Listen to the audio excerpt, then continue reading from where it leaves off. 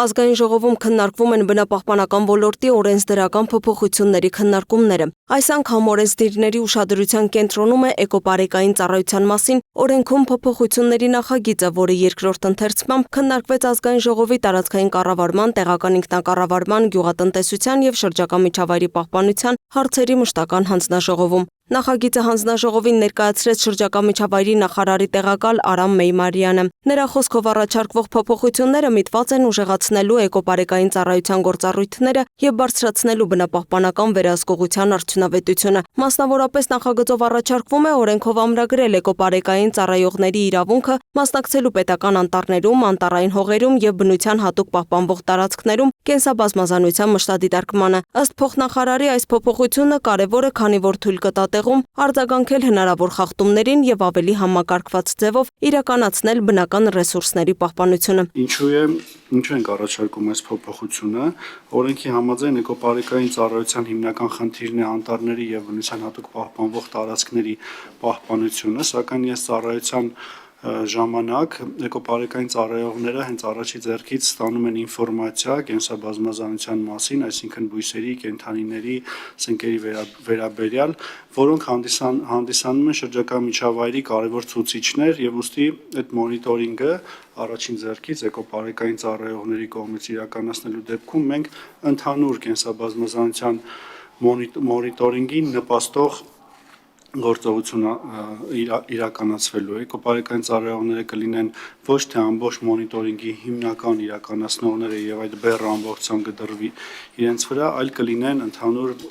կենսաբազմազանության մոնիտորինգի մի մասնիկ։ Բացի այդ, նախագծով նախատեսվում է հստակեցնել էկոպարեկային ծառայողների լիազորությունները տեղական ինքնակառավարման մարմինների հետ գործակցության ոլորտում։ Առաջարկվում է սահմանել նրանց իրավունքը օպերատիվ կերպով տեղեկություն ստանալու եւ փոխանակելու թիմերի հետ, ինչն ըստ ներկայացման կնպաստի արագ արձագանքման եւ որոշումների կայացման գործընթացի արդյունավետությանը։ Ենթադրենք համայնքի հետ կա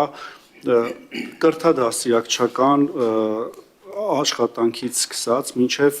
ինֆորմատիվ, ենթադրենք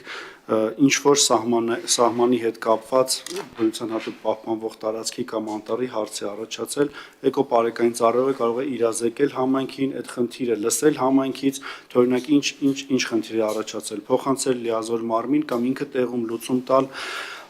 հետո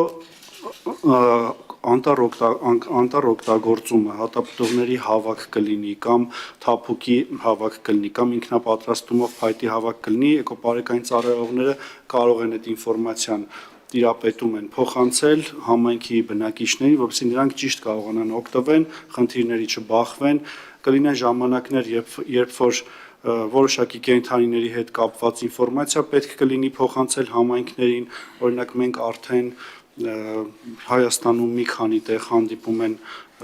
հովազ,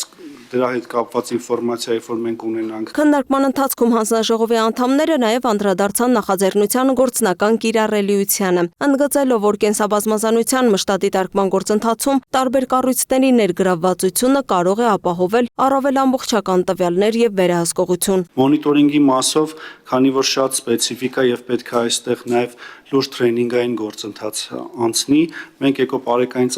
ծառայողների հետ կապված իրենց մոնիտորինգային դեռ ծրագիր պետք է որոշենք, թե ինչ ծրագիր իրենք կարող են անել։ Պարտադիր կլինի որոշակի գործողություններ, որոնք իրենք կանեն, բայց ամբողջական մոնիտորինգ բնականը չեն անելու։ Դրա համար մենք իրենց իրավունքի մեջ ենք դրել,